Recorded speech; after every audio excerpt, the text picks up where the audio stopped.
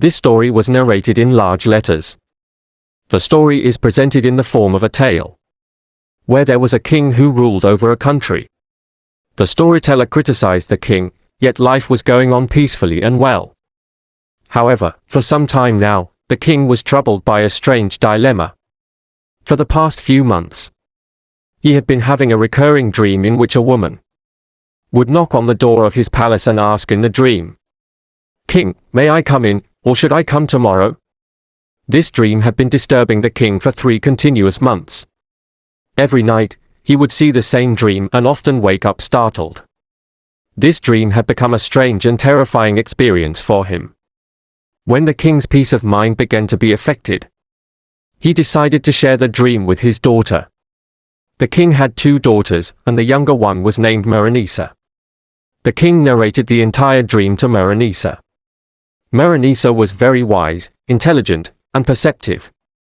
After hearing her father's story, she said, "Your dilemma will soon come to an end. But I have somewhat deciphered the meaning of this dream. If you see the same dream tonight and the woman asks you again whether she should come in or come tomorrow, you should tell her to come today." The king nodded in agreement after hearing his daughter's advice. He had full confidence in her wisdom. The next day, the king mentally prepared himself, hoping that this might end the dilemma. But the next night, the king again had the same dream. He clearly saw the figure of a woman wrapped in a white sheet, knocking on the door of his palace and asking, "King, may I come in today?" Following his daughter Merenisa's advice, the king told the woman, "Come in today." As soon as the king said this, the woman suddenly disappeared. The king woke up abruptly, confused and unable to understand what had happened. The next morning, the king told his daughter Merenisa about the dream and said, "I told the woman as you advised, to come in today." His daughter responded, "Father, you did the right thing. Don't worry, everything will turn out well. All difficulties will be eased." A few days passed after this event, and the king had almost forgotten about it. Peace and security prevailed in the kingdom, and life was going on smoothly. However, one day the king received news that the neighboring country had attacked his kingdom. This news left the king deeply worried and alarmed. He was not mentally prepared for such an attack because he was a peaceful ruler. However, his army had no choice but to fight back, though they could not withstand the enemy for long. With no other option left, the king decided to flee with his daughter. The enemy army wreaked havoc on the king's palace and eventually took control of it. The king escaped through a secret passage with his younger daughter, Merenisa, and fled into the jungle, hiding from the enemy. The king and his daughter were utterly exhausted from the journey. They had blisters on their feet, but they continued to run, fearing that the enemy might catch up with them. They wandered all day through the jungle, and by evening, they reached a village near their kingdom. In that village lived a man who had once served in the king's royal palace. The king often rewarded him generously. With no other option left, the king went to the man's house and knocked on the door. The old servant opened the door, and upon seeing the king and his daughter, he was overjoyed and welcomed them into his home. He offered them water and refreshments and asked the king what had happened. The king narrated the whole incident, explaining how the enemy had taken over his palace, forcing him and his daughter to flee for their lives. Upon hearing the king's story, the old servant was shocked and saddened. However, he assured the king that he would do everything in his power to help them. He offered them a room in his house, prepared food for them, and took care of their needs.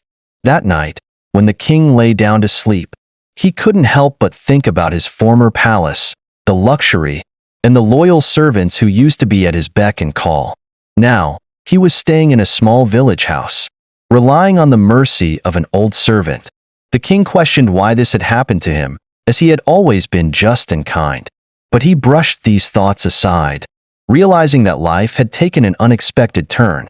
Suddenly, the king heard voices coming from the adjacent room. It was late at night, and he wondered who could be talking at this hour. Curious, he pressed his ear to the wall and listened. The old servant was telling his wife, I don't know how long this trouble will stay with us. The king is no longer a king. He has become a beggar." Hearing this, the king felt deep sorrow. The servant's wife replied, "If he has become a beggar, why did you take him in?" The old servant responded, "I have eaten his salt, and he has done many favors for me. That's why I let him stay. But we should get rid of them after a few days. Tell them politely that we can't keep them here any longer, because we ourselves are not in a position to host them for much longer." The king was deeply hurt by this conversation. This was the same servant whom he had rewarded many times over for small favors, but now he had changed his colors like a chameleon. The king knew that the servant could have kept him as a guest for life if he wanted, but he was now eager to see the king leave.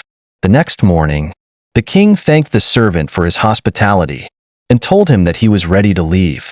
The servant, surprised, asked why the king was leaving so soon and whether he was not satisfied with the hospitality.